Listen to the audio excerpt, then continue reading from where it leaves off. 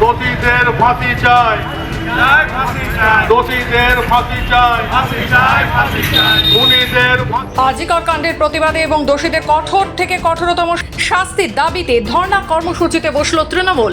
বুধবার Raniganj town TMC এর পক্ষ থেকে সংগঠনের সভাপতি রূপেশ যাদবের নেতৃত্বে মারোয়ারি হাসপাতালের সামনে হয় এই ধর্ণা। এদিন উপস্থিত ছিলেন রানীগঞ্জ বড় চেয়ারম্যান মোজামিল শাহজাদা ছাড়াও রানীগঞ্জ এলাকার সকল তৃণমূল কাউন্সিলর, কর্মী ও সমর্থকেরা।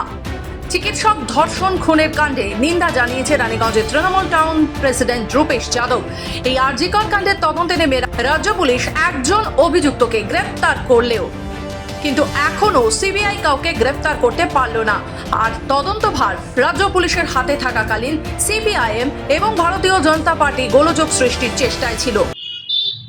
যখনই এই ঘটনাটা ঘটেছে, আমাদের নেত্রী পশ্চিমবঙ্গের মুখ্যমন্ত্রী তাৎক্ষণিকভাবে পশ্চিমবঙ্গ পুলিশ তদন্ততে নেমেছে।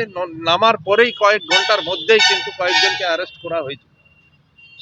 ঠিক সে সময় দেখা যায় কি সে বিজেপি, সিপিএম, যে সিপিএমের হাতে বাংলার মানুষ 34টা বছর এই বাংলাকে দিয়েছিল, সেই সিপিএম, বিজেপি সিবিআই তদন্ত করে চিৎকার করতে শুরু করলেন। আমাদের নেত্রী বললেন কি সে আমাদের সিবিআই তদন্ততে কোনো আপত্তি নেই, আমাদের সিবিআই তদন্ততে কোনো আপত্তি নেই। আজকে এই ঘটনা, এই কেস সিবিআই তদন্ত করছে।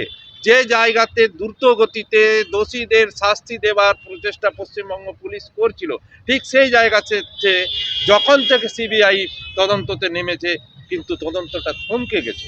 অন্যদিকে রাজ্য পুলিশের ভূমিকা নিয়ে তোপ দেখেছেন সিপিআইএম এর প্রাক্তন সাংসদ বংশগোপাল চৌধুরী। তিনি বলেন, আরজি করে হামলার দিন পুলিশের নিষ্ক্রিয়তার জেরেই ভাঙচুর করতে সক্ষম হয়েছিল দুষ্কৃতীরা। সেদিন রাতে পুলিশ কোনো ব্যবস্থা না নেওয়ায় কয়েকজন নারী ও বামপন্থী কর্মীকে পাশের বাড়িতে লুকিয়ে রাখতে হয়, না হলে তাদেরও খুন করা হতো। চ্যালেঞ্জ ছুড়ে বংশগোপাল চৌধুরী বলেন, হাসপাতালে ভাঙচুরের সঙ্গে কারা জড়িত তা খতিয়ে দেখতে গেলে সত্য স্বয়ংক্রিয়ভাবে বেরিয়ে আসবে। সিবিআইকে বলুক এটা তদন্ত করতে, যে উত্তর কলকাতার একজন কাউন্সিলর আর একজন মন্ত্রী কলকাতার, তার লোকরা 3 দিক থেকে আরজি করকে কেন ঘেরাও করেছিল, এবং উত্তর কলকাতার একটা বাড়িতে যদি সেদিন 50 জন মহিলা এবং যুব কমরেড আশ্রয় না পেত, তাহলে সেদিন রাত্রে তারা খুন হয়ে যেত। 20 জন তাদের মধ্যে টিয়ার গ্যাসের আক্রমণে শ্বাসরোধ হয়ে গেছিল তাদের। 2 দিন তারা শুয়েছিল টিয়ার গ্যাসের ওই সেল ফাটানোর পর। পুলিশ উল্টো দিক থেকে টিয়ার গ্যাস কেন চালু করলো? 1 ঘন্টা ধরে কোটি কোটি টাকার সম্পত্তি ভাঙলো, পুলিশের ডিসি মোতায়েন ছিলেন ওখানে। এইটা আগে তদন্ত করুক। বংশগোপাল চৌধুরীর অভিযোগ, কলকাতা পুলিশকে কাজ করতে দেওয়া হচ্ছে না, অন্যথায় কলকাতা পুলিশই সহজেই এই বিষয়টির গভীরে পৌঁছতে পারত। অপরদিকে আরজি কর কাণ্ডে তৃণমূলের প্রতিবাদকে তীব্র আক্রমণ শানিয়েছে ভারতীয় জনতা পার্টি। কথা হলো পুলিশ মন্ত্রীকে, স্বাস্থ্যমন্ত্রীকে, রাজ্যের পুলিশ মন্ত্রী, স্বাস্থ্যমন্ত্রী দুটোই তো ব্যর্থ। আর তার নাম মমতা বন্দ্যোপাধ্যায়। মমতা বন্দ্যোপাধ্যায় হঠাৎ করে তিনি আবার আন্দোলনে নামলেন।